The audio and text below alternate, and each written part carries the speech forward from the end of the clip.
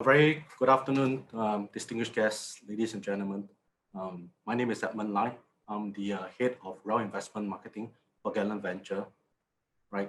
First and foremost, thank you very much to Singapore Chinese Chambers of Commerce and Industry for organizing this Indonesia Halal Market webinar. Right, and also thank you very much for having me here this afternoon. Right. In recent times, we witnessed major transformation and disruptions to the global supply chain due to the US-China trade war, as well as the COVID-19 pandemic. And COVID-19 pandemic has caused food price to escalate as a result of the disruption that it has caused to logistics, as well as the productions as manufacturing faces shutdown. As such, food security has become even more important now to safeguard the well-being of countries, especially during lockdown, as many of us are concerned over essential food supply, such as vegetables, eggs, meat, and some of us even toilet papers, right? And as such, hence it's important for us to have a halal food hub, or food hub that has the entire ecosystems, right? Right from growing of the raw materials, primary processing, secondary processing, upstream, downstream processing, access to labor market, infrastructures, all in one single location. And in my presentation today, I will be sharing with you on how Bintan Halal Food Hub is able to put together all this in place and for us to work with you, not just as a landlord-tenant relationship, but as a business partnership, is how we can work together and bring these things forward. And also how we can work together to tap on the lucrative Indonesia halal market. All right, who are we? Gallant Venture, we are a listed company in the Singapore Stock Exchange, and our major shareholders is Indonesia conglomerate Salim Group. I'm sure many of you have probably heard of Salim Group. Now we are very well known for our Indo food, Indomie, and also Indomart. Right? And as for Gallant Venture, we are an investment holding companies with key business segments in Batam, Bintan, and Caribbean Islands of Indonesia, also well known as BBK. So we have four main core businesses being industrial parks. We have one in Batam, one in Bintan, and also in Caribbean.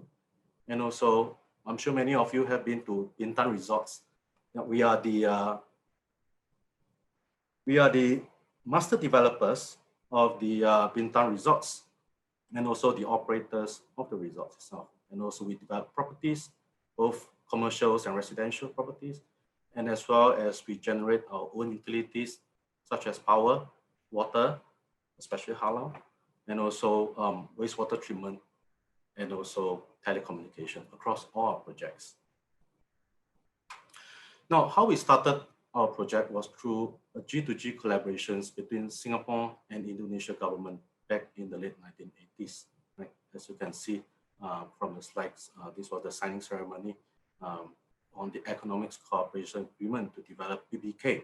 And in 1990, we started the first industrial parks in Batam, which was a 320 hectares industrial parks, showcasing Singapore's abilities for urban planning. And as the first wave was more on labor-intensive and electronics manufacturing, companies such as Philips, Thomson, Sumitomo came as the first wave. And in 1994, we established another industrial parks in Bintan, 4,000 hectares township, which is in a very rare seafronting location in the southern part of the island. So as of today, we have developed up to 400 hectares of land. Now we have more than 30 years of proven track record in helping foreign investors and local companies to set up their business in Indonesia. Right? Many of you have probably have this question in mind. Is it very important to have a local partner? In my opinion, I think it's very important, as a local partner helps you in terms of maneuvering of the crucial pitfalls, handhold you, especially where you are in a foreign countries, you do not know the language, the culture, the tradition. And as such, being a good partner like ourselves has enabled foreign companies to be successful over the years. And what do? Essentially, we can help companies to set up their business, obtaining necessary business license and permit, recruiting your workers, right? And also managing in terms of the industrial relationships with the workers and the unions. And also we have dedicated shipping and logistics services in the park and helping you in terms of getting necessary immigrations, visas, and also clearing of your customs. And last but not least, estate management and securities are some of the items that we put in place to help foreign investors. Now we're all here to talk about halal market and its potential. Let's take a look at the global populations and the demographics. As we take a look now, world population 7.8 billion people approximately, and out of which we have about 1.6 billion Muslim friends, which is about 22% of the world global populations. And by 2030, it's expected to grow to 2.2 billion people, and out of which Asia Pacific represents the biggest populations in terms of our Muslim friends. In other words, Asia Pacific is anticipated to be the largest market in terms of revenue through its populations. As such, nourishing this massive Asia market has led to significant growth of the halal food market. Why go halal? Now, global halal market is valued at US $2.02 trillion a year and has been growing at 3.2% year on year since 2018. It is projected to grow to 2.4 trillion by 2024, and out of which 60% of the global halal market is represented by halal food, which is about $1.17 trillion, which is 3 times bigger the size of Japan food industries, and it has been growing at about 3% year on year from 2018 onwards, and is projected to grow to 1.4 trillion by 2024. As we drill down by regions, where do we go? Look at Indonesia. Why Indonesia? Indonesia is well positioned to be a hub for halal products in Southeast Asia. The reason is because Indonesia is the world's largest Muslim population, where 88% of the national population is Muslim. They make up about 30% of the world total populations of Muslim populations. And most importantly, Indonesia is the largest consumers of halal food. They consume about US $173 billion of halal food a year. That is a very lucrative market. And as we look at the factors, why Indonesia? Indonesia is Southeast Asia's largest economy. Yes, we grew at about 5% year on year for the last few years pre-COVID. And it has been maintaining steady economic growth. And in August this year, it has been given a credit ratings of BBB with stable outlook by Fitch, which means that currency is stable. And it's the world's 4th largest, most populated country with 268 million people. It's backed by a very strong domestic market with rising middle class and affluent consumer. Right? As I emphasize again, they are the largest halal food consumer in the world. And the 4th point, very important, Indonesia is very serious about making halal going forward, taking these industries and activities forward by making halal mandatory. In 2014, Indonesia has passed a law on halal product assurance. The law states that all products that goes to the shelf, hypermarkets, anywhere in Indonesia, must be halal certified by October 2019. But this has since been postponed in 2014 to give industries a transition period from food to pharmaceutical time to comply with law. As such, products that carry non-halal material status must indicate their non-halal status on the label. And also to show its seriousness, halal certification has shifted from Indonesia Ulama Council, MUI, which is the country's highest authority on Islamic affairs, to the government-managed halal product certifications agency, or BPJPH in short. Now, as we drill down to province, we take a look at BBK. Why BBK? Singapore BBK twinning model has been a success for more than 30 years. And as we are aware, Singapore has been a regional hub in terms of R&D, human capitals, financial networks, and our logistics and transportation hub. Manufacturing is ideal, but not all manufacturing is able to come to Singapore due to our cost structure. And as such, where do we look at in terms of the nearest locations? of Indonesia islands, there has to be BBK. It's 45 minutes from Singapore to Batam, 60 minutes from Singapore to Bintan. That is where our location is. As you can see, we are at the heart of Batam Island and at the southern part of the Bintan Island.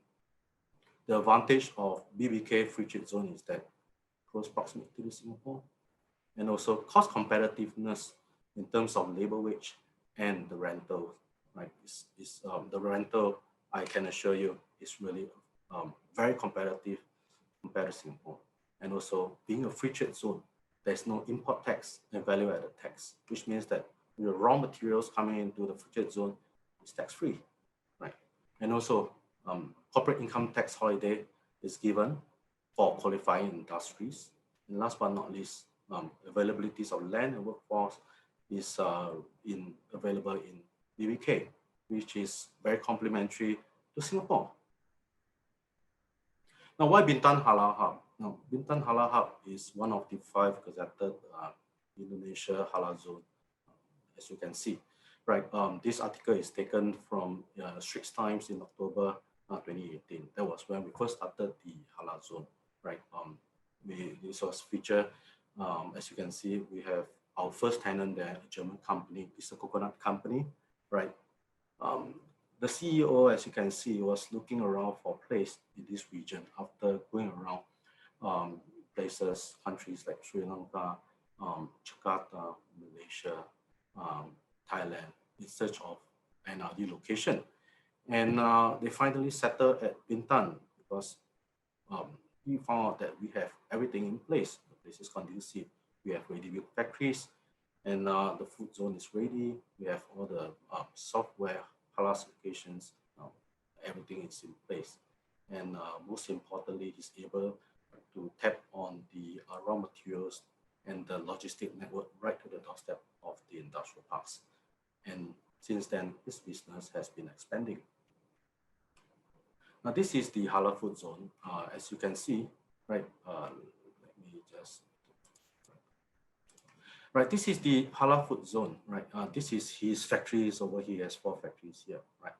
This is our ferry terminal, right? And this is where the ferry will come from Tanah Merah here every day. So meaning that if you are expat, you can choose to stay here or go back to Singapore every day. And this is the cargo terminal. We have a dedicated shippers that service the industrial parks, and it's based in Singapore and in Bintan. It goes to Singapore every day, right? This is our future development areas and our workers' dormitories. So we have all the infrastructures in place, power, telecommunications, and also water reservoirs, as you can see. So we are very self-sufficient in our own way, right? It's like a township, a single location where we have the entire ecosystems. Right. So we have the growing capability right from growing to processing all in one single locations. Now we have identified 120 hectares of space over here for growing.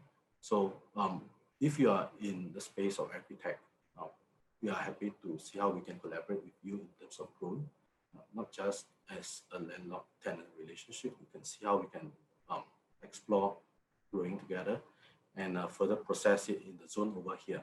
Right? It's scalable, sustainable, and we have this partnership in place to see how we can work together, and definitely exported via refer back to Singapore. Right? And this is, as you can see, Bintan Resort International Airport is under construction, which is ideal for future food catering business to the airlines. Right, so this is the halal ecosystems that we put in place. And if you are in this space of production and services, you are the partner that we are looking at to work with. F&B, pharmaceutical, cosmetic, ingredients and additive, packaging, warehousing, transshipment, banking and finance. And we will provide infrastructures such as halal water, pest control management, factories, we build them ahead of demand, and laboratories.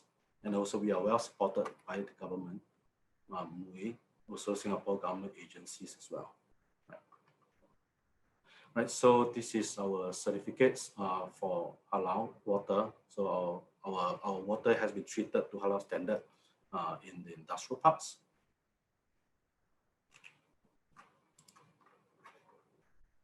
All right, so this is the shipping process. So we have a dedicated shipper that is based in our industrial parks, right, in our halal zone. So what happened is that the shippers will bring the containers to your factories every day by 3 p.m. And then you will load up your goods, your finished products onto the container. And then by 7 p.m., it will be loaded up to the vessels for delivery back to Singapore, and you will reach Singapore by 5 p.m. Every day, right? And then you will continue, whether is it going to your factories or is it going to supermarkets or customer locations, you'll be able to do that, or even head to the international liner, right? So also we have put in place a program where we ensure that the cost of logistics is the lowest in comparison with Batam or other places in Bintan. So we even put in a place where if we hit a certain target for the entire food zone or the park, there will be further rebates given back to the tenants, right? So this is how we have actually helped tenants to bring the cost down. Right, I would like to take you to this case study in our Bintan Halal Food Hub. This is the same coconut company as I mentioned earlier. We have evolved from a landlord-tenant relationship to a JV partner. So they came to us in end 2018, right? So after taking out a space of 4,200 square meters, phase one, they speak to us and say, hey, I'm looking to expand. How can we help them? So as a group, silent group, we are able to help companies to see how we can grow together, right? Not just in terms of the factory expansions. We also put in equities and technical capabilities, as well as expanding in terms of distributions network to Indonesia and rest of the world. So the factory expanded from 4,200 to 10,600 square meters as of today, and it's still expanding. The market expanded from just Germany to Indonesia and Asia Pac. And these are the various products that they are doing now, a wide range of products in a mere 2 years' time. I'd like to take you to another case study of our group's agri-tech capability, right? This is a greenhouse project in response to food securities in Singapore, right? This all happens during the lockdown period.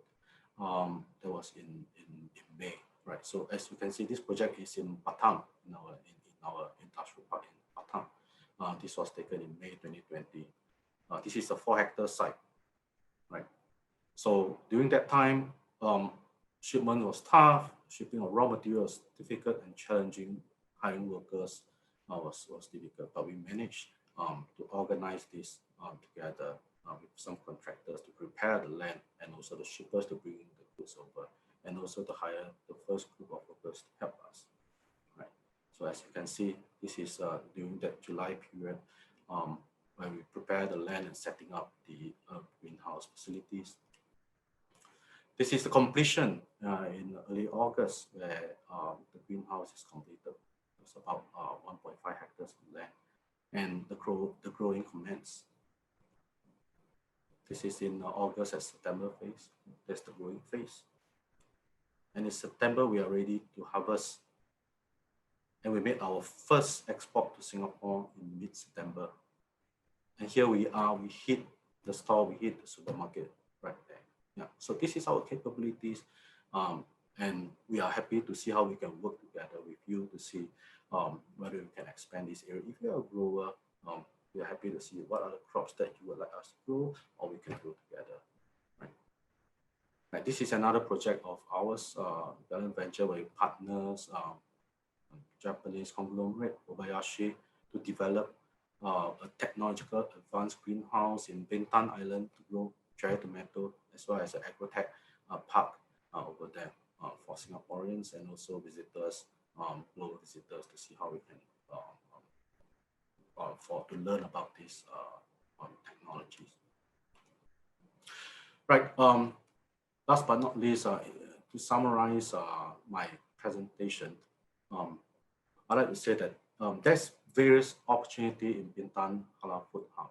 So whether you are in the space of R&D incubator or startup, whether you are in the space of farming, raw materials, vegetables, fruits, agriculture, poultry, or whether you are in the food processing or value-added space, primary, secondary processing, packaging, we like to talk to you. You know, we like to see how we can collaborate with you, not just on the landlord-tenant basis, but also how we can become business partner to see how we can jointly grow, process, and develop, and even to sell together into the large Indonesian domestic market and also become a global exporter if possible, right? So do talk to me if you have any questions, if you have any business proposal, do let me know. I'll be very happy to speak to you, right? So this is my contact details, my phone number and email. Everything has changed. There's new norm. We go VR nowadays. So although we cannot go to Bintan, Batam, right, you can follow the VR link below to have a look at the food zone, right? So with that, I thank you very much for your time. I hope you have a very fruitful session this afternoon. All right, over to you, Tiffany. Thank you. Okay, thank you, Edmund. Thank you for the wonderful presentation to give our participants an overview about what are the opportunities in Bintan and Batam, especially the Halal Food Hub has. Now, for the participants who want to find out more details, do approach Gallant Venture, to find out how the opportunities can benefit your company, and just talk to them. Now, moving forward, next up we have with us is Mr. Andrew Raymond Tua, partner of Tua and Soprato.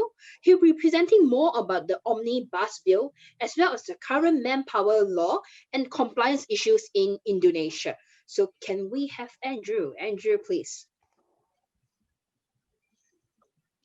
Okay, thank you so much, Ibu Tiffany. Hold on, let me share my screen. Okay, very good afternoon to everyone. Assalamualaikum warahmatullahi wabarakatuh. Shalom, and hope everyone is in good health and spirits. So today I'll be sharing on the omnibus law and manpower compliance, and these are exciting times for Indonesia. So basically, I'm a partner, okay, in Tua and Soprato, and we are in association with Angeline Soprato Law Corporation, and we have offices in Singapore and China and Hong Kong as well. Okay, so this is a little bit about myself. And today, this is the executive summary, which I will be sharing. So it's the positive effects of the omnibus law and what it can mean for your business in Indonesia. Of course, then we have compliance, and then we'll be rounded up with case studies. Right, so there we go. So the job creation law, or the omnibus law, was passed and enacted in early November 2020. It was quite surprising. It was way ahead of the timeline. I mean, although there was a slight delay, but the delay was caused by the COVID-19 pandemic. So to follow up on the potentials as mentioned by Edmund just now. So these are very exciting times for Indonesia, and actually, in fact, this is the right time to look at Indonesia, because this job creation law actually amends more than 70 existing laws to aimed at increasing the ease of doing business in Indonesia, both to attract foreign investment as well as domestic economic recovery. I think the banks will share more with you later. So basically, this job creation law, it's sort of a compromised version. It's not the silver bullet that all foreign investors are looking for, but this is we have to appreciate the positive step taken by the Indonesian government, as well as including the parliament in this case, for actually passing a law that tries to satisfy everyone in this regard. So right now, as we speak, this omnibus law is actually an umbrella law that's very general in detail. In a sense, we are still awaiting for implementation regulation to be issued in, let's say, within the next 3 months, hopefully by Q1 in 2021. So these are some of the key summary from the foreign investment perspective. So there will be an overhaul, okay, of the negative list into an investment whitelist. So basically, the government plans to have the investment whitelist where there will be more pro-investor or investor-friendly provisions. Hopefully, the current foreign ownership restrictions will be lifted or revised or totally eliminated altogether, so that 100% foreign ownership can be allowed. So in this sense, food manufacturing is actually 100% open, but of course, if you're looking into other business sectors, then hopefully this new negative list will be better for the foreign investors' perspective. The next issue on the relaxation would be the certainty, okay, on owning apartment units by foreign individuals. So it's now hak milik, which is freehold. So the omnibus law provided certainty in relation to foreign individuals owning apartment units in Indonesia. Previously, it was a different title for hak pakai, which is right to use. In terms of marketability, the hak milik will be more valuable in that sense, because hak milik is a freehold title under the Indonesian land law.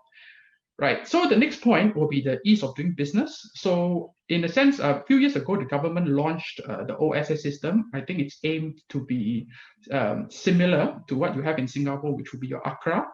Okay, and everything is done online. So this digitalization of permits and licenses application will further simplify the whole process, such that previously, if it were to take a few months to get certain permits, now it can be done in one day. So that is a positive step. And over the last few months, we've been helping clients to take use of this OSS system, and we expect this OSS system to be further expanded, to include more and more permits as we move forward. As the implementing regulations are issued in Q1 of 2021.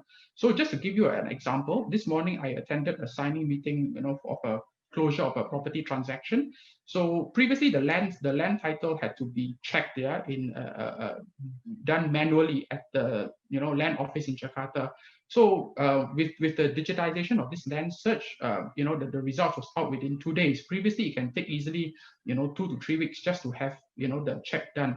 So this is definitely a positive step in terms of making Indonesia a more attractive investment destination. In terms of manpower law, again, they have already amended to give flexibility in terms of the fixed term employment.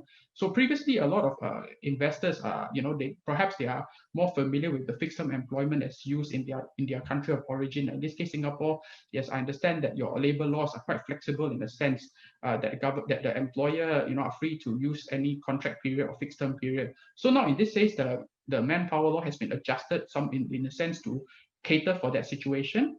And also at the same time, it also streamlines the compensation payment in the event of termination. Previously, there were a few formulas, the high formula and the low formula, in terms of compensation payments in the event of termination of employment. But now they streamlined it to make it more certain and more effective, in a sense, even though it's not what the business community hoped for, but it's still a positive step.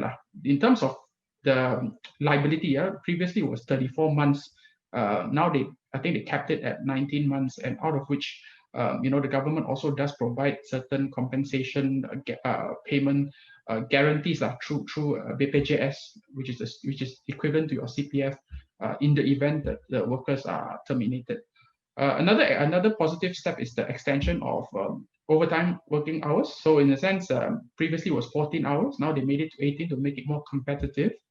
And as well as the visa requirements for the foreign nationals have been relaxed. So again, this is aimed to actually attract more foreign talent, and so that there will be transfer of skill, which is ultimately beneficial for both Indonesia as well as the foreign investor. Okay, so this is what we have on manpower law. So this is the few laws which any investor will be coming into. Of course, the omnibus law amends the basic manpower law in this sense.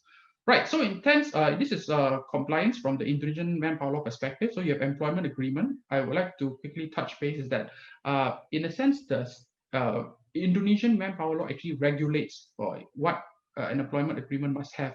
So having just your Singapore employment template, changing Singapore to Indonesia will not work in a sense. You have to take note that there are certain things in there which may not comply with Indonesian law. So certain slight amendments will have to be made to make sure that it complies with Indonesian law moving forward, to avoid any issues if there's any audit done by the manpower office.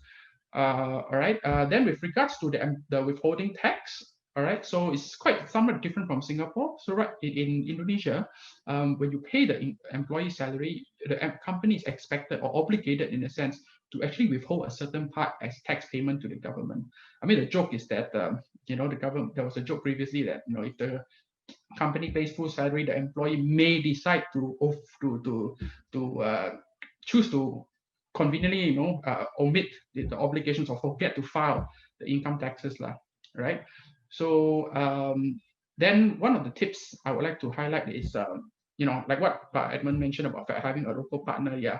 So having a HR manager is actually very important as well, because Indonesia is still a very human relationship, human to human and relationship based culture lah. So having someone in the middle to bridge the gap is very important, because from our experience, because I was educated in Singapore, I did my PSLE and O levels in Singapore.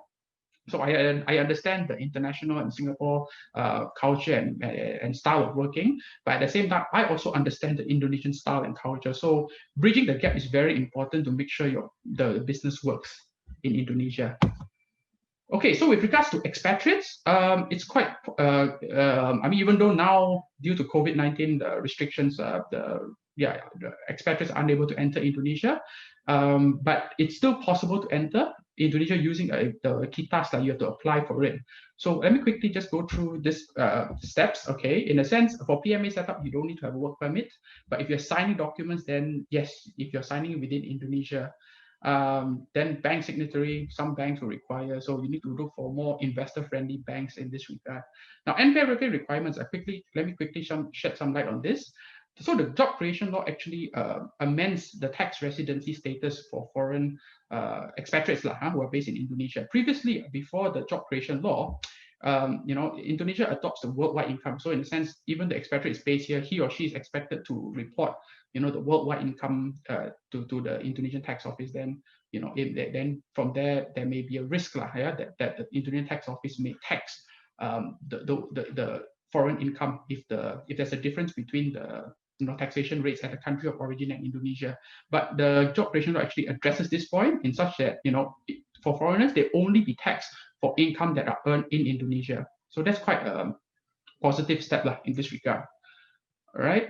So of course, again, investment visa is if you are a shareholder in the Indonesian company, then you can actually use the investment visa to apply to enter Indonesia, which is faster when compared to the work visa. Of course, local employee requirements is definitely a must. You need to have at least minimum of one local employee lah. But in the food manufacturing business, I think that is not an issue. Okay, so compliance, you have core, fringe, and base mandatory filings, manpower. These are quite administrative in nature, and it's not difficult as the government is digitalizing this whole process. Of course, the change does not happen overnight. So you may expect certain manual submissions, especially for those technical permits, which are still being in the process of digitalization into the OSS system. So these are some of the case studies. So I'll start with the first one. Okay, so foreign directors and people not residing in Indonesia. So in a sense, if you're not residing in Indonesia, documents signed overseas, when you will need to notarize and legalize it. So sometimes it's not really effective or efficient. So in a sense, you may consider having a local Indonesian appointed as a temporary director in this regard. Of course, with regards to handling of disputes with employees, how to get a win-win situation, or even with audits, again, having a key, Indonesian HR manager is important, so that we can manage this to make sure that a win-win solution is achieved. Okay, so this is another case. I think it's in connection with what Edmund mentioned. So, for example, so this is just a typical structure which a company can adopt. So the reason why we have two companies owning, one is owning the land and building, another one is manufacturing facilities, because we want to have asset shielding, so risk mitigation, so that so this company will be relatively low risk holding the asset, whereas this company is the one that operates and runs the factory. So we want to put as much assets as we can into this company. So of course, in a sense, you can also apply for the bonded zone permit, but of course, being located in Bintan and Batam, that's not an issue, because all your imports are duty-free anyway. The red documents here, the license agreement and technical assistance agreement, is to allow for the repatriation of funds to Singapore on a periodic basis. Otherwise, under the company law, you will need to wait a full 1 year, until the company is profitable, then you declare dividends. But with this, it allows you to manage your cash flow, of course, and when you repatriate monies under this technical license and also license agreement, then the certain withholding taxes will be applicable. But these are arm's length and it's legal in nature. If I recall correctly, the withholding tax rate is 10%. Yeah. Okay. So with this, I thank you so much for your attention. And also, this is our contact details, the Jakarta office, and you have my Singapore office as well. You have our email, so please feel free to reach out to us if you have any queries. Thank you so much. Assalamualaikum warahmatullahi wabarakatuh. Ibu Tiffany, back to you, please. Okay, Ken, sure. Thank you, Andrew. Thank you so much for the presentations. Now, for the participants who would like to know more about the updates of the omnibus law bill, sorry, feel free to drop Andrew an email and chat with him. What are some of the changes and opportunities that has really changed that can benefit Singapore companies who are looking to invest into Indonesia market? Now, without further ado, I'd like to invite our third speaker for today, Ms. Dewi Surathi, CEO of Waris Halal Limited. She will be talking about the benefits of halal certifications and the process as well as the various halal certification schemes. So take it away, Dewi. Yeah, thank you very much, Tiffany. Let me share my slides. All right. Okay, good afternoon, everyone. Thank you for your time. And of course, thank you very much to the Singapore Chinese Chamber for inviting Waris Halal to share with you more on halal certification. Okay, I'll cover a few areas. One is, of course, it's on the halal certification process itself. But before that, I'll just share with you a bit more about Waris Halal, in case for those who may not know. Waris is, we are a government-linked company within the MUIS group. MUIS basically stands for the Islamic Religious Council of Singapore, MUIS. MUIS is a statutory board in charge of Islamic matters in Singapore. So we are a government-linked company within the MUIS group, and we strive to provide holistic halal-related services, right from training, advisory, certification as well. So for some of you who may be familiar with the Singapore halal landscape, and Singapore only MUIS has the powers to issue halal certificates. But outside Singapore, that's when Waris Halal comes in as and when there is a demand for our services. Yeah, we are also the authorized, or rather the only authorized agency that provides training in Singapore relating to the Singapore MUIS halal standards. Yeah. Yeah, so here are some of our clients. We basically, our key markets apart from Singapore is China, Korea, Japan, and even parts of Europe. Okay. Okay, let's share a bit about an overview on halal. I think this, a lot of people may be aware, the benefits of halal certification. Well, basically, halal is a religious certification. Yeah, so if you're a manufacturer and you inform your consumers that your products is halal, they may think that you're biased. Yeah, but by applying for halal certification, you are technically getting an independent body to come in and to attest that the products that you produce are in compliance with the Sharia law or the Islamic law. By being halal certified also, it enhances your competitive edge against other companies out there. Okay, and of course, you're able to tap on the global halal market. I think earlier on, Edmund has shared with you, the economic potential of the halal industry, where basically it cuts across various sectors. Food definitely is one of them. And the halal industry is estimated to be worth more than $2 trillion US. And some of the drivers that lead to the growth of the halal industry is, of course, a few factors of, like growing population, increasing affluence, economic diversification as well, because we are also seeing even non-Muslim countries are paying a lot more attention on the halal industry as a way of helping their local companies internationalize. Yeah, so when you are halal certified, technically you are increasing your the opportunities for you in terms of tapping on the halal market overseas. Of course, we are in the subject of Indonesia. You are aware that Indonesia is actually the most populous Muslim country. And you have to look at the distribution of the Muslim population worldwide. About 60% of them are actually resides in Asia.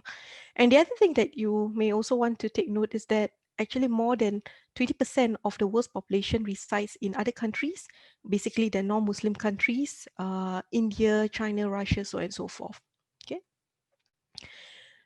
Now, the halal industry is, like what I mentioned earlier, is gaining more traction, getting more attention, but it also means that various government agencies in different parts of the world are paying more attention in terms of ensuring that they're able to manage the growth of the halal industry better.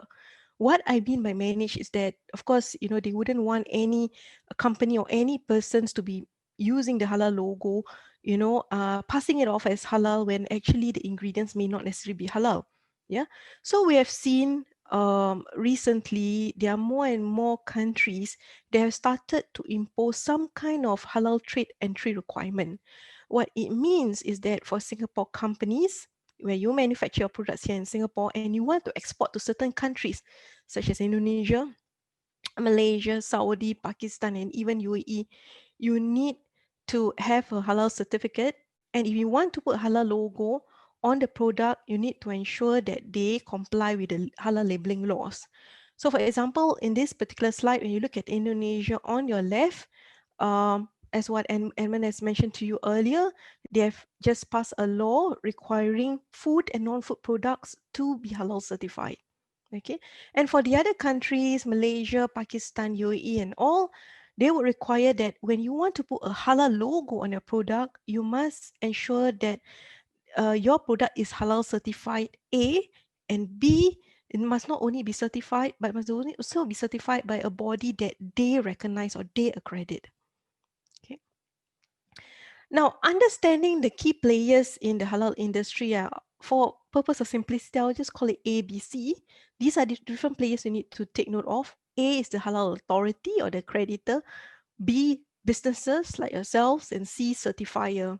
Let me start with something that's very close to your heart, businesses. So basically, when you want to tap onto the halal market, of course, halal certification is one of the things that you may want to consider. But halal certification is just one of it. The commitment that comes along with it is another thing that you need to be mindful of.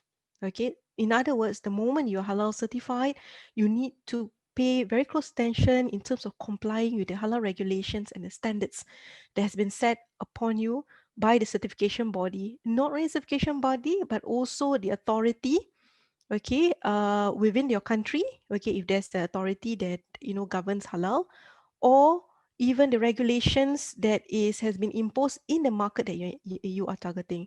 So in your case, if you're interested in the Indonesian market, now what we are seeing is that there's a new player called BPJPH.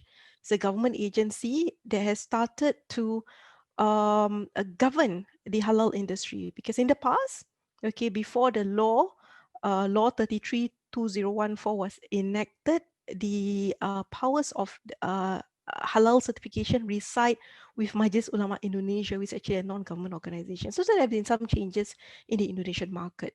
So of course, businesses, but apart from that, certifier. Okay, so of course, basically you're aware for certification bodies, they provide an independent assessment of businesses, whether they comply with halal requirements or not. In some countries, the certifier may be a government body or maybe a non-government body. Okay, so depending on where you are. Okay, in general, businesses, they tend to gravitate towards a certification body that is within their country. Okay, perhaps an issue of cost or some other considerations. But when the country does not restrict halal certification to be issued by the local authority, of course, the businesses can also consider other foreign certification bodies.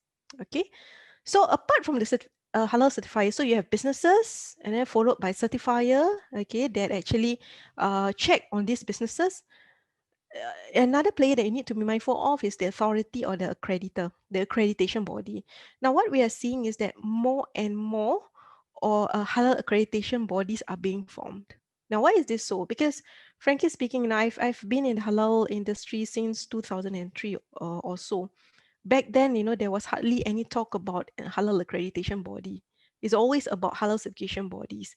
But as we see the industry growing, there's more and more certification bodies that come forward. In some countries, in the likes of Australia, there are even 12 or even more certification bodies.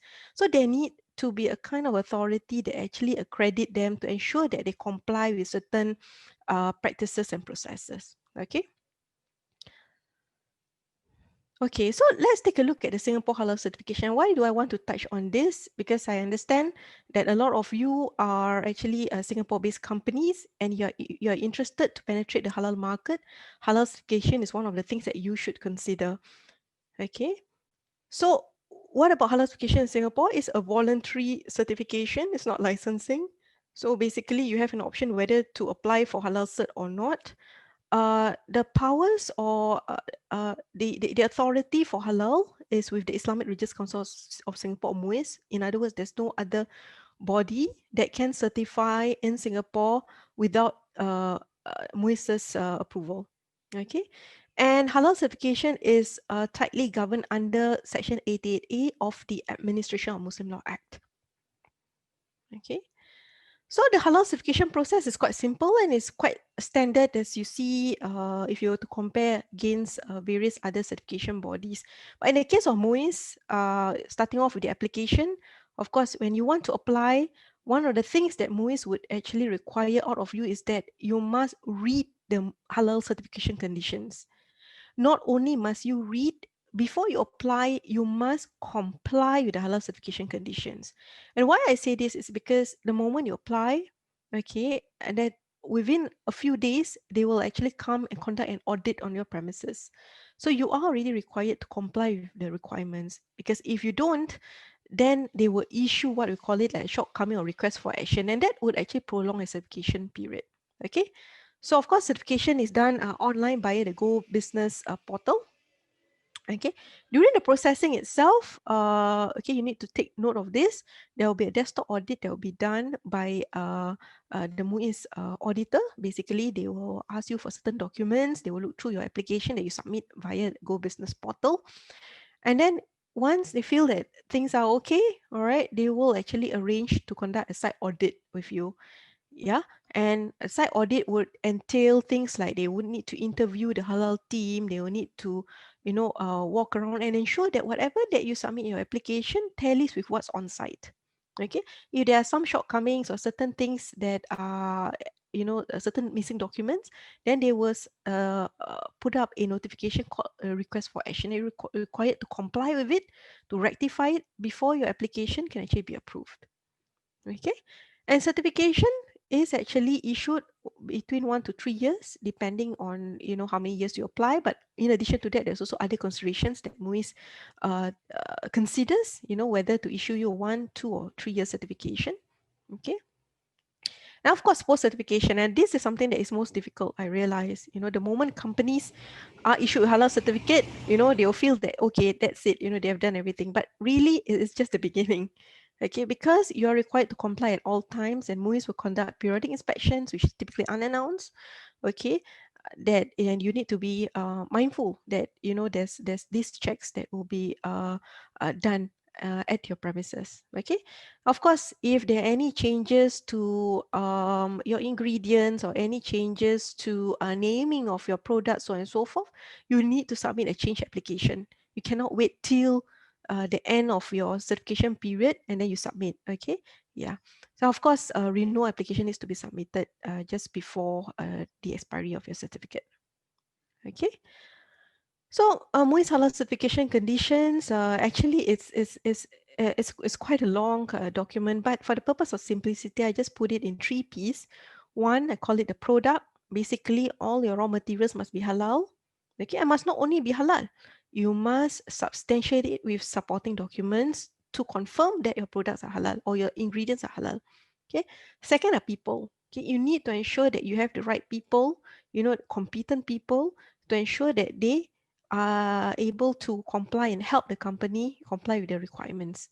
And of course, last but not least, process, or rather we call it system, where you need to comply with the 10 principles of the halal quality management system. Okay. Okay, of course, for more information, you can always visit the MUIS's website. Okay, so I'll just deep dive a bit about the halal certification condition from a product perspective. Basically, you must ensure that there's no cross-mixing of halal and non-halal.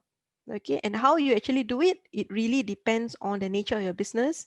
Okay, whether you're operating a stall, a restaurant, or a manufacturing plant. Okay, the level of risk is different. Okay, and because the level of risk is different, MUIS will require you to have certain control measures in place. And therefore, different schemes, whether you are operating a manufacturing plant or operating a catering company or even a restaurant and all that, there are different sets of certification conditions that you need to comply with. Okay, so of course details will be available in the MUIS's website.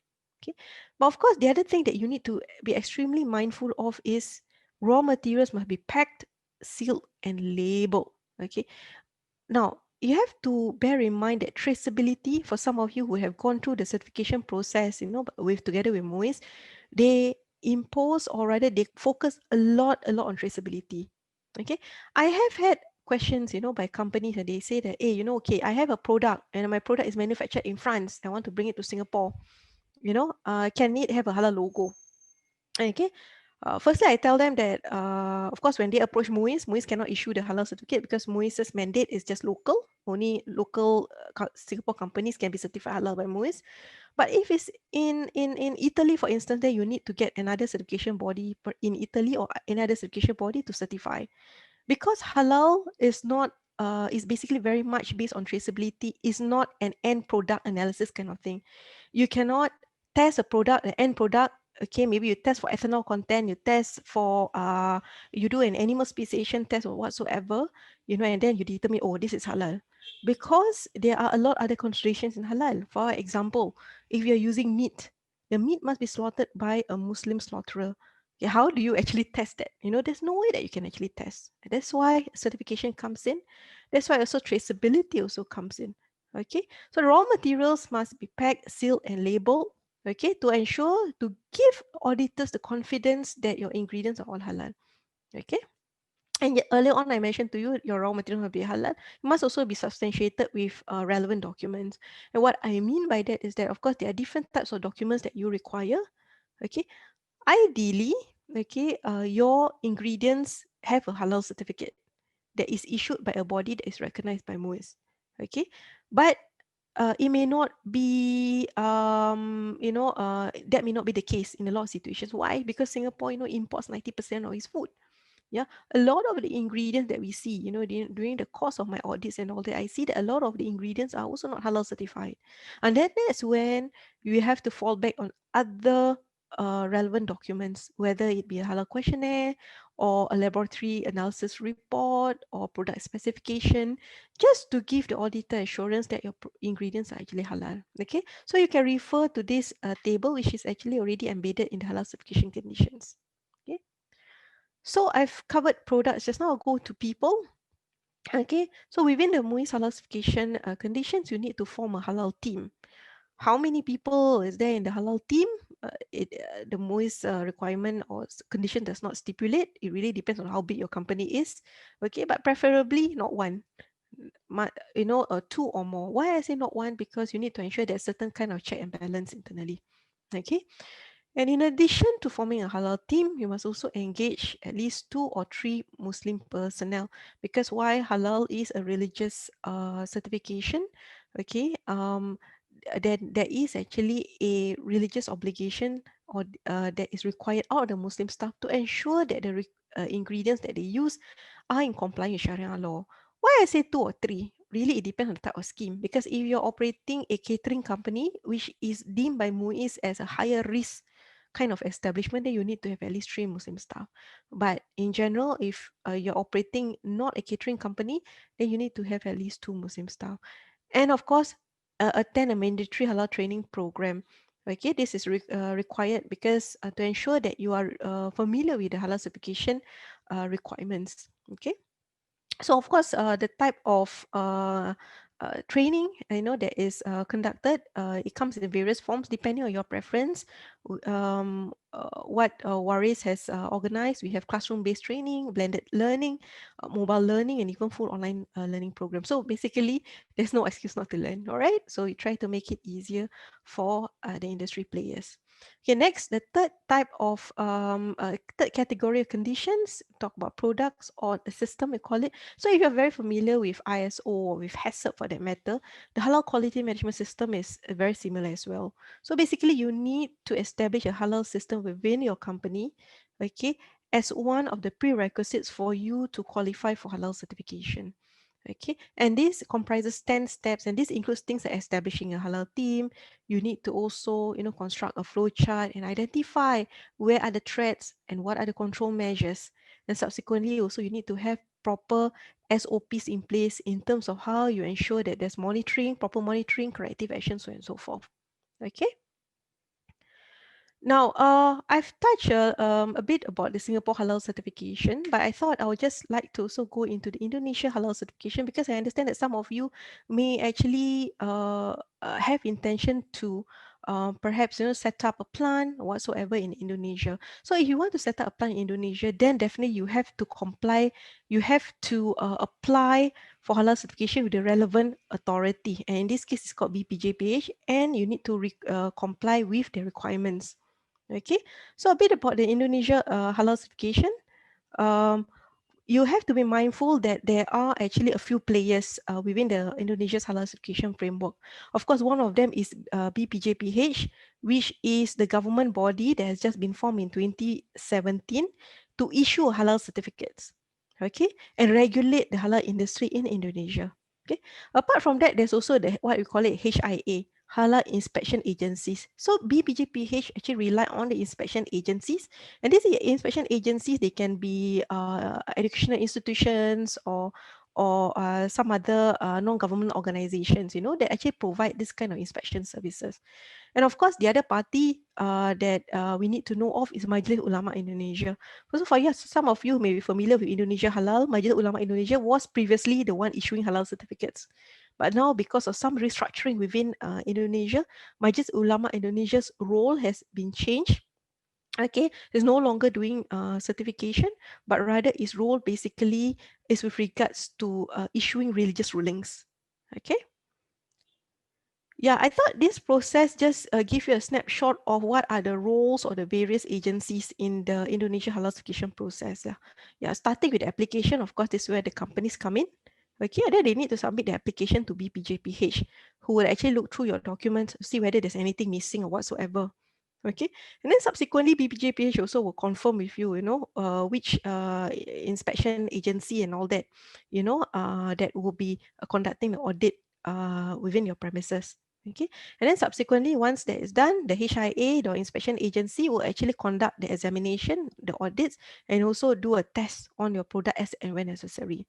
Okay, so once they conduct the inspection, the HIA conduct inspection, they will submit the inspection report to BPJPH, who will actually assess the report before they issue a halal certificate. Yeah, as and when necessary, especially when it involves novel food, it requires a religious ruling to be issued, then that's when BPJPH will actually work together with Majlis Ulama Indonesia to issue a kind of religious ruling.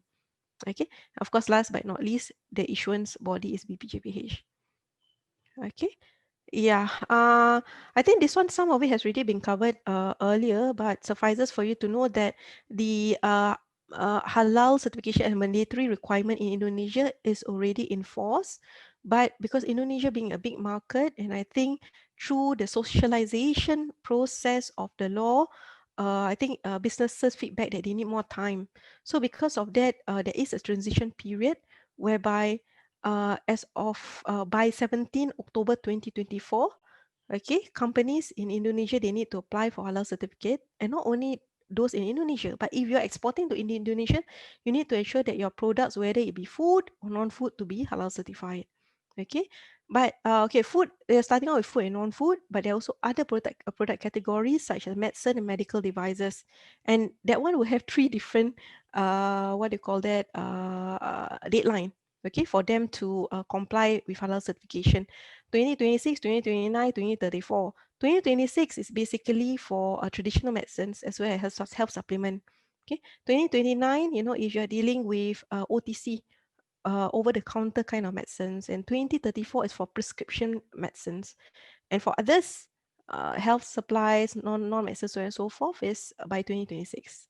Okay, so with that, I've come to the end of my presentation. If you have any queries, please do drop us an email, but also please scan this QR code because we've just recently launched the Waris Halal Network. The whole idea is to help connect Singapore companies as well as companies overseas, because I think you're aware that Waris Halal also certify companies overseas. So hopefully, that can help you with the sourcing of your halal ingredients and also supply of halal ingredients overseas. Yeah, thank you very much. Over to you, Tiff. Okay, Kansha, thanks, Dewi. Thanks so much for the presentation. I believe many of our participants are, given more information about how to go through their process of their halal certification. Now, we've come to the last speaker for the day. We have with us Ms. Rokila, Vice President, Product and Portfolio Management, Islamic at CIMB Commercial Banking. She'll be sharing more about how the halal financings, concepts of Islamic banking, and cash management solutions. So over to you, Rokila. Thank you, Tiff. Good afternoon, everybody. Thank you to Singapore Chinese Chambers, and hello to fellow speakers. Today, I'm going to just touch on the halal financing. If you notice that it's actually Islamic financing, but I call it halal financing because of the topic for today. And for everybody's information, halal in Islam means permissible. Okay, so let's get on with my presentation.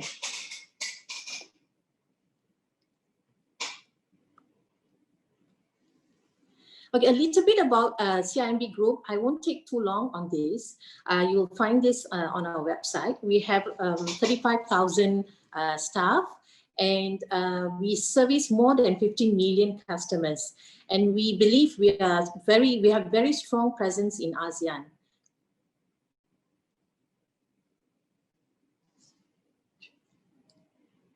Okay, the benefits of Islamic banking and finance for all customers.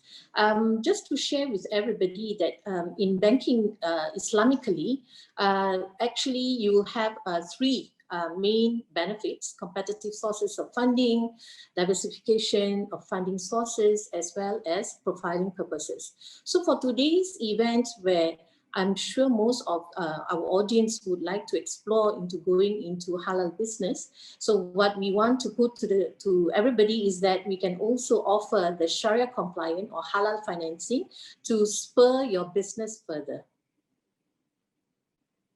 Okay, the concepts of Islamic banking, just to share briefly to everybody, typically for any financing institution were to say that they have a Sharia compliant products, they must make sure that they do not have, that they adhere to these rules. So basically, we don't have riba, which is interest. We don't have gharar, uncertainty in contracts. We don't have maisir, gambling, as well as all activities that we finance should be of value. And the impure goods will not be something that we can offer under Islamic financing. As everybody knows that COVID-19 is hitting everyone, so CIMB is one of the banks who has come forward to offer the solutions. And I believe that we are the only one who has the Islamic solutions for SMEs. And what's more, we are enabling halal businesses to go further, to expand your business. You probably would need working capital financing. You probably would need to purchase a new commercial property, whether in Singapore or elsewhere. So that's where we want to position ourselves to help your companies to do Islamic banking as well as financing. The two products that I feature here, we have more than this, but for COVID-19, for Islamic, the temporary bridging financing, we have collateral-free funding of up to 5 million per group or per customer. And the financing tenor is up to 5 years, 3% per annum, and as well as 0.8% approved financing limit. Now, for commercial property financing, you probably may want to look into refinancing, for example. So we have a financing amount of up to 3 million per customer per group and up to 25 years. And we have a fixed 2-year rate as well as fixed 3-year rate. So, and our advisory fee will be anything below 2 million will be 1,000, anything above 2 million will be 0.1%. Okay, and also other than financing, we also have the deposit. So in other words, in CIMB, we have fixed deposit Islamic, we have current account Islamic, we have financing, which consists of the SME loans, which is also Islamic. And we have the term financing as well as revolving credit. We even have FX rate in Islamic. So we care for our customers. So when you open an account and deposit with us, we give you profit rates. We also offer free payroll transactions, and our Malaysian ringgit and Sing dollar pairing is very competitive. And we also waive checkbook payment for the first checkbook. Just to share with everybody, on a lighter note, COVID-19 survival tips. This is from our CEO, Victor Lee, where he presented, and he says that when C-19 happened, it reminded him of his NS days. And I think for us who have never gone to NS will remember the uniform groups where they have marching and stuff like that. So typically, you just need to persevere. You reimagine while we are in the lull period, and we move fast when everything has settled down. Right, I've come to my last slide. I have to be mindful that I have only 10 minutes. So what we're trying to say to everybody is that what Edmund has offered is something of an opportunity in Batam and Bintan. And what Andrew has shared is that he can help to do the necessary documentations, etc. in Batam, Bintan as well. And Devi has touched that she will be the person, or Waris will be the place for you to go to when you want to go into halal certification. And for us, we want to build your business, your halal business. And what we are trying to say is you have the halal products, your business is halal, and CIMB is very keen to support that business in a halal manner.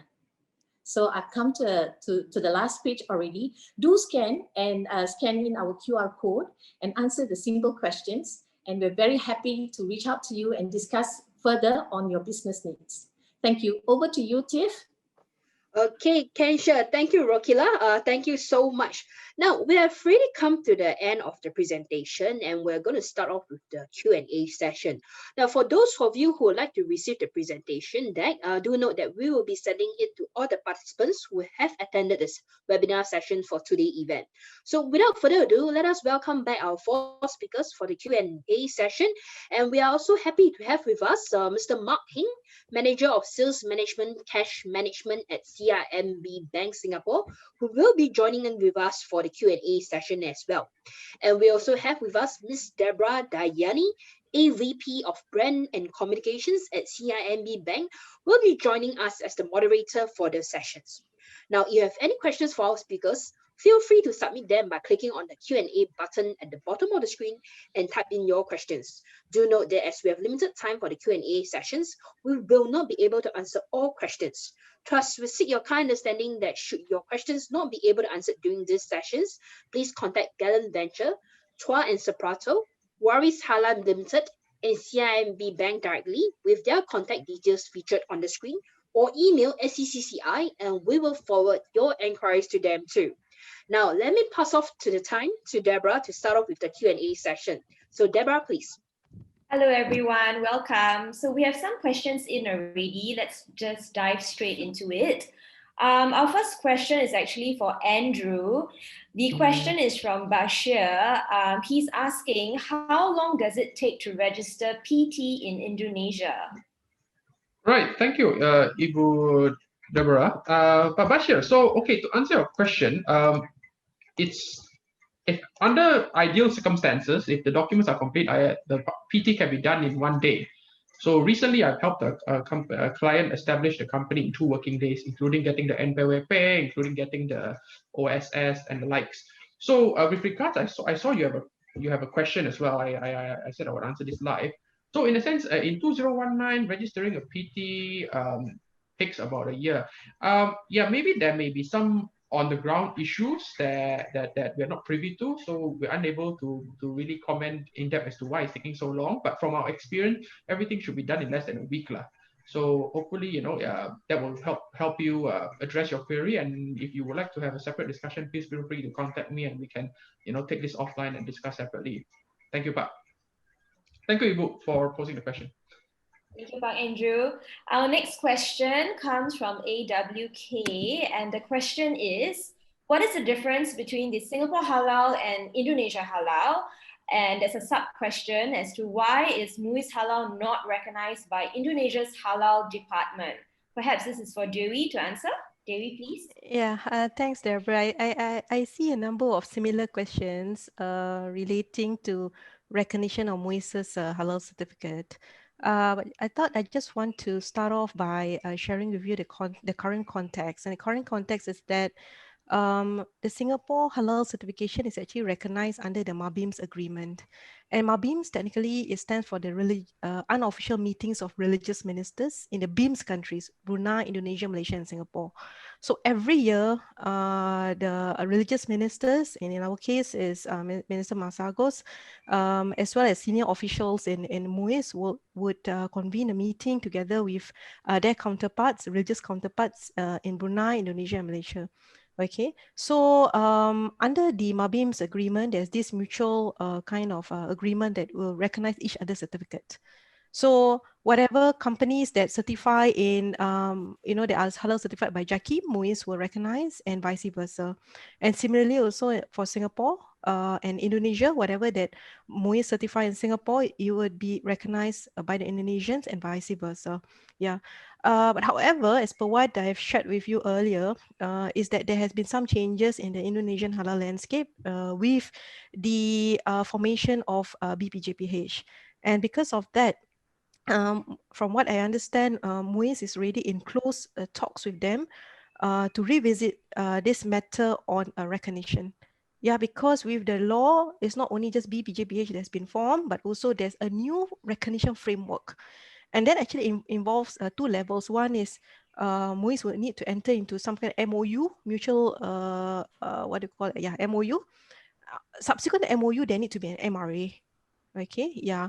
So currently, that's MUIS is in talks with BPJPH.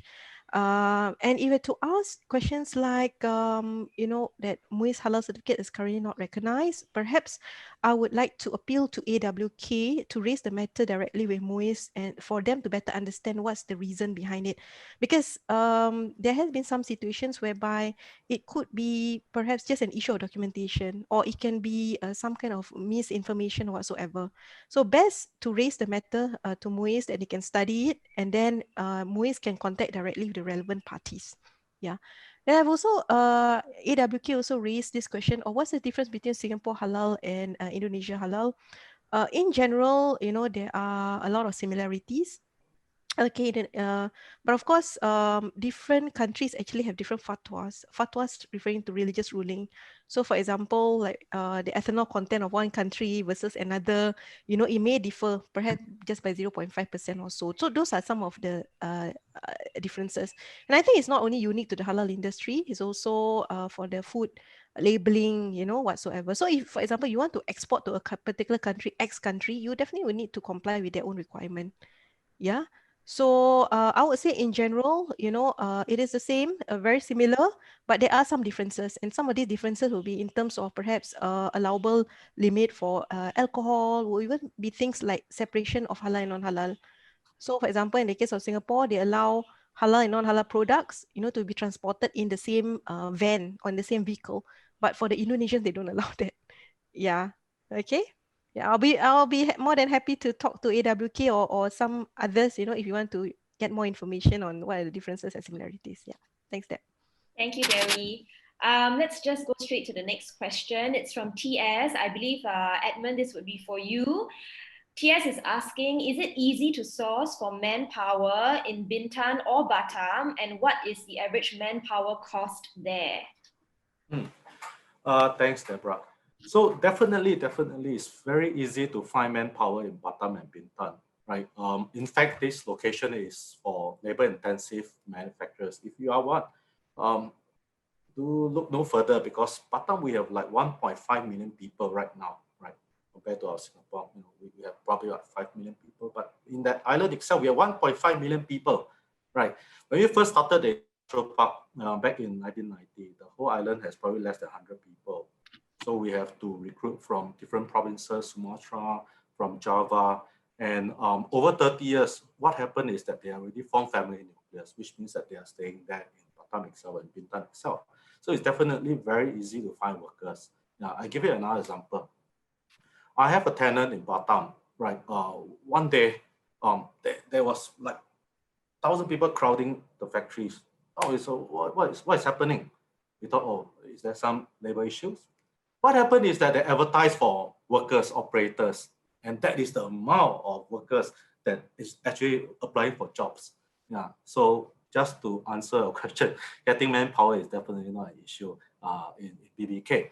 As for the average manpower, right now for Bintan is about 3.6 million rupiah per month, which translates to about say $360 Sing per month. For Batam, it's about 4.1 million rupiah, which is about 410. So this is the UMK or the minimum wage in Batam, Bintan. Yeah. Yeah. So thanks, Ed. Thank you, Edmund.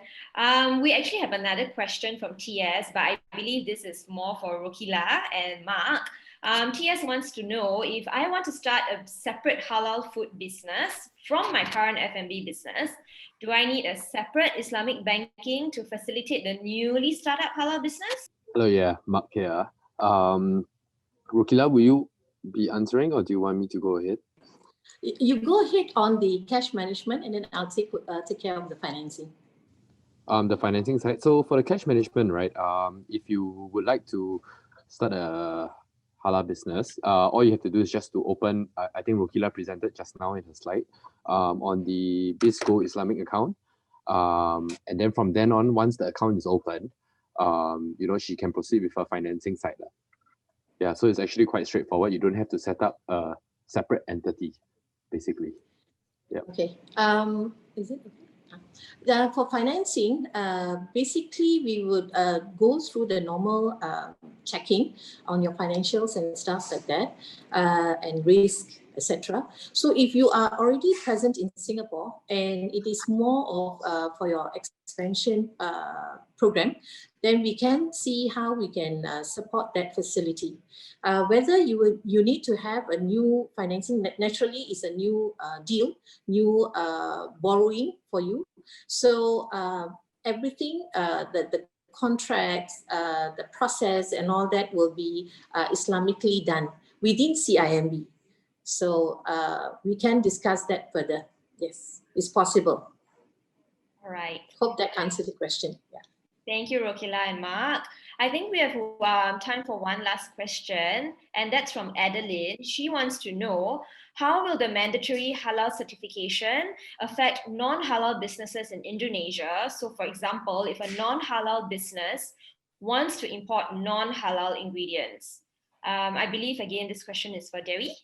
Yes, thank you very much, Adeline, for your question. Yeah, so if you recall earlier on in today's session, there was some statistics that were shown to you with regards to the population of Muslims in Indonesia. So I think about 85% of the population in Indonesia are Muslims, and the rest are actually non-Muslims, right? They also have a number, quite a fair bit of expat as well. So I think it does make sense that there will be demand for non-halal products in Indonesia itself, the likes of pork and all, right? Yeah. So what actually happened is that through my interactions with BPJPH, when I asked them this question, they said that, okay, for companies that are producing non-halal products, so for example, like your what do you call that, your barbecued pork, whatsoever that you want to export to Indonesia, that can still be done, but you need to explicitly label your product as non-halal. Yeah, you need to explicitly label it. Yeah, then so that the consumers will be aware that it's actually non-halal. Yeah, so hopefully that answers your question. Thank you, Dewey, and we hope that answers the question, Adeline. Okay, sorry, we have time for one more question. We have one from AWK who's asking, our halal logo was from Muiz and Jakim. However, Indonesia doesn't recognize that at all, and they want us to cover all halal logos. So I think they need this advice. Dewey, back to you again. Yeah, again, my advice to AWK is to raise this matter to Muiz. We don't quite understand why they don't recognize, because like what I mentioned, there's already an ongoing what do you call that, an ongoing mutual agreement within the Mabim's countries. Yeah, and as per what I understand, that even though MUIS or JAKIM have not entered into a kind of MRA with the new authority, the BPJPH, but they're still accepting.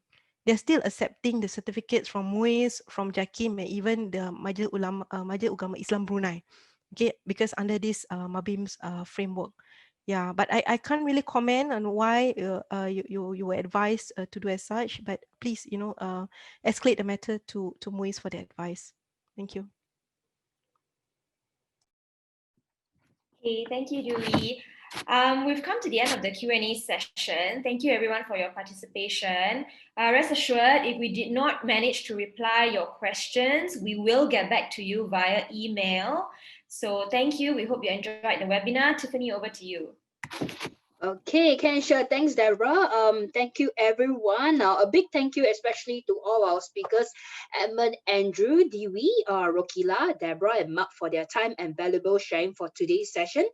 We hope that all the participants have benefited a lot for the webinar sessions. Now, I also do understand that going through the whole halal market process may be, there's a lot of different things to take note of. So, feel free to contact any of our speakers if you have anything pertaining, to going to Indonesia, venturing to Indonesia, or the legal laws issues, and even to how to go about with your halal certification or Islamic banking issues. We have all the speakers there with their contact details featured on the screen right now for you to contact with. So without further ado, we look forward to seeing you again in our future SCCCI events. So stay safe and healthy, and thank you and goodbye, everyone. Thank you.